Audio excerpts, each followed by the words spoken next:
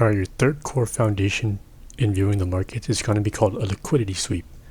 If you don't know what it is, liquidity sweeps, or let's define liquidity in general, okay? Liquidity is, in simple terms, just buyers and sellers. They're resting areas of buyers and sellers, or resting orders of buyers and sellers, right? And there are ways to determine where there are stronger liquidity pools and weaker ones, right? The more significant ones and the less significant ones, right? And we can get into that later, right? Just know that liquidity is almost everywhere in the market, right? And a liquidity sweep is going to be, I'm going to try to simplify it as best as I can before we get a little bit more complex with it, right? Just think of it like this, okay? If we ever have a high or a low getting swept, right, it means that price didn't close below it, right? Similar to how a fair value gap is respected when the body doesn't close over it, right? But this time it's going to be a wick. For example, here we have a low, okay, and price doesn't close over it and is following a trend because we have a higher high, okay?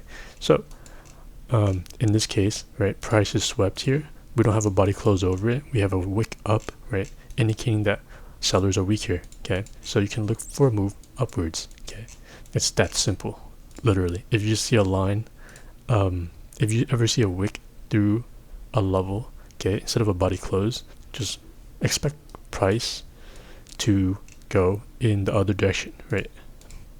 In the sense that price is wicking down here, so we're going in the opposite direction, right? Yeah, so let me try to find another example if I can.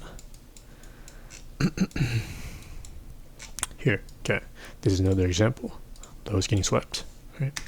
And here, let me play this out. There you go, okay. Price doesn't come up here again because now we're in a downtrend, right? I'm sure you can see it right there. But price, this is demonstrating a retracement into the fib levels, right? The PD array. And then sometimes, or actually I'll do one more, right? You have this too, and this is a major sell side level because, or actually this one is,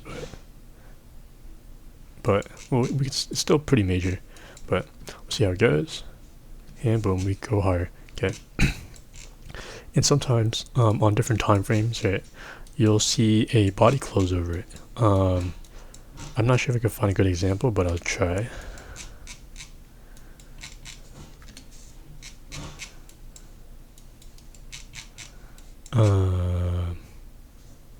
Okay, it's gonna be really hard to find one, so I'm just gonna talk it out instead, right?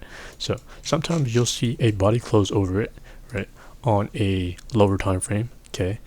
I don't know if I can find one, like I said, but if you ever see a body close on a sweep, right, and you don't think it's a sweep because you're in a lower time frame, right, go to a higher time frame, okay, and then you might see a wick up instead of a lower time frame. Okay, it's still considered a sweep, just at a higher time frame. So don't get too confused with that. Just switch time frames if you need be, and we'll talk more about time later on.